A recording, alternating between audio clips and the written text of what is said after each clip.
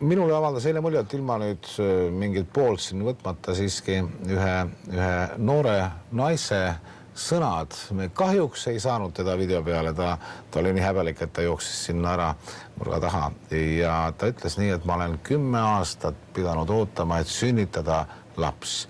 Mul ei ole seda last kuhugi panna olnud.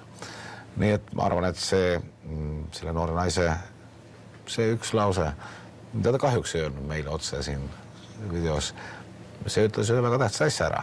Nii et see lahendab mitte ainult peavarju probleeme, aga see on ka suunatud tegelikult tulevikku.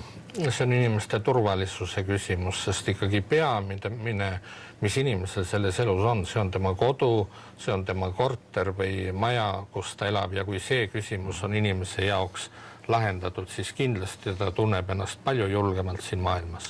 Aga kas te ei karda, et need korterid pärast seda, kui nad satuvad inimeste kätte ja õiglaselt satuvad, lähevad kohe käibesse, ringlusesse, neid müüakse tohutult kallimalt ja võib-olla aasta-kahe pärast on seal hoopis teine kontingent?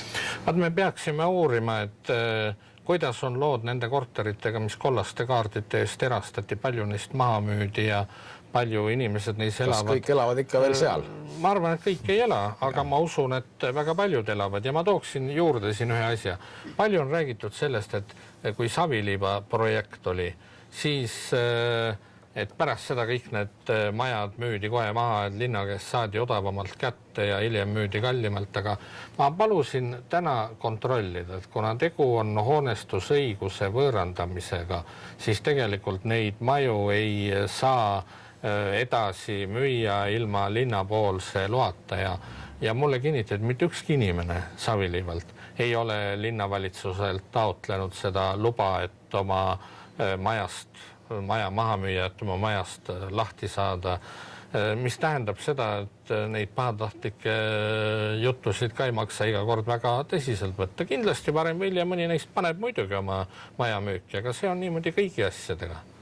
Nii, maamaksu teema me paneme praegu kõrvale, aga ma arvan, et me tuleme selle juurde veel tagasi, sellepärast, et saate teises pooles on küsimused vaatajatelt ja ma usun, et tuleb ka küsimusi maamaksu kohta, kuid käisime video vahendusel ära eilses päevas, aga kui me lõpetasime eelmise saate kuu aega tagasi, siis te tegite plaane märtsikuu kui terviku kohta. Nüüd on märtsikuu lõppemas. Tagantjärele tarkus, kuidas see märtsikuu siis oli? Kas olete rahul millegagi? Kas miski on pooleli? Kas miski on tegemata või halvasti hoopis? Nii et üks kuu aja tagasi vaade nüüd, härra linnapea. Alati võiks rohkem teha ja alati võiks paremini minna, aga mida ma ise tähtsaks pean, muidugi seda kuue maja sisseõnnistamist loo pealsel, millest me äsja just rääkisime, siis seda, et konkurss teeme koduhoovid korda, see konkurss on läinud päris hästi. Neid ühistuid, kes taotlesid linna toetust selles asjas on üle 300, see on 2 korda rohkem kui eelmine kord. Ja see tähendab seda, et väga paljudes majades tehakse korda hoovid, tehakse parkimine korda, samamoodi ehitatakse kas ümbritsev aed või selline piire majale, haljastus tehakse korda. See, et selleks suveks 300 ühistut taotlevad selleks linnatoetust, see on väga selline positiivne märk ja me hiljuti andsime eelmise aasta eest tunnustust nendele, kes eelmine aasta sellest konkursist osa võtsid. Angerja tänavas ja Hariduse tänavas on ühistud, kes seda tunnustust pälvisid, kus on väga hea haljastus, kus on väga hästi välja ehitatud valgustus ja kõnniteed, mitte asfaltist, vaid kiviparkett. Nii et ma kutsun kõiki üles, et jätkame seda kampaaniat ja teeme oma hoovid ikka korda. Küsimuse teine pool ka, mis märtsikuust jäi muret tegema? Mis läks kauem aega politseiga lepingu tegemine kainestusmaja ehituse kohta, aga lõpuks ikkagi tegime selle ära ja mõni päev tagasi ma kuulsin, kuidas Juur ja Kivirähk kiitsid oma rahva omakaitse saates, et et nemad tahavad küll ise ka rahaliselt toetada kainestusmaja ehitust ja see on väga tubli, ma saadan neile kindlasti linnavalitsuse arvenumbri, et nad saaksid ülekande teha ja me näeksime, et nad on tõsised mehed, mitte ei lobise niisama tühja. Aga ikkagi, kui positiivsest poolest rääkida, ma ühte asja nimetaksin veel, kui tohib. Nimelt uued bussid. Poolast saime 10 uut bussi, 17 trolli, sügisel tuleb muide 15 bussi veel ja see tähendab seda, et kui 2003. aastal meil oli busside keskmine vanus oli 13,5 aastat, siis nüüd on 10 aastat. Tähendab, meie bussid lähevad nooremaks, meie bussid lähevad moodsamaks ja mis minu arvates on eriti tähtis, need bussid on palju paremad, ütleme, emade ja väikeste laste jaoks, palju mugavam on sisse minna ja maha tulla puuetega inimeste jaoks, vaegkuuljate jaoks, vaegnägijate jaoks. Ja selle bussipargi uuendamine, see on ka üks tähtis samm.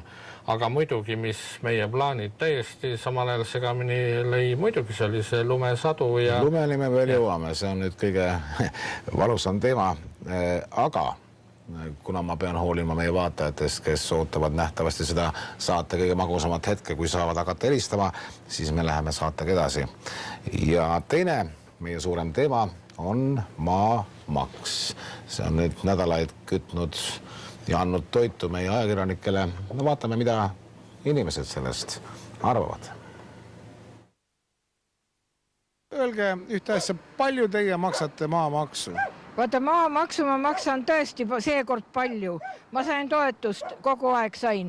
Aga nüüd see aasta tuleb mul ligi 4000 ja sealt saab 700. Aga muidu möödunud aasta ma maksin, mul oli niimoodi 1590. 500 sain, 1090 maksin. Kallis on, eriti pensionäridele. Kuna Tallinnas siin Tedre majas, siis ma täpselt ei oska öelda, aga mitte eriti. Mul on Maardus aiamaja, siis seda ma tean küll, et see on 1800 natuke üle selle. Enne maksin 1800, ma elan Pirita Kosel ja praegu maksan 4562 vist oli. Maa, mis on ammu välja ostetud ja nüüd pidevalt veel tõuseb maamaksu hind, see on minu arust, see on üle mõistuse käib. Nii palju, kui mina olen kuulnud, et läheb ikka mõned tuhanded lähevad tuttavatel maamaksu peale. Aprillis tuleb maksta oli 112. On see palju vähe, kuidas te arvate? No. Teie jaoks?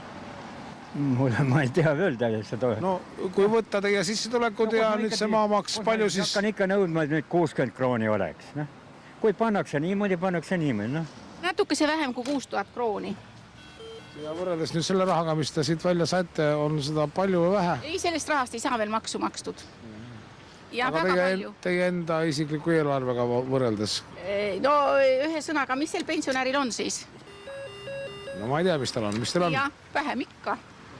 Loomulikult. 6000 on palju. Maamaks on ikka väga suur, liiga suur.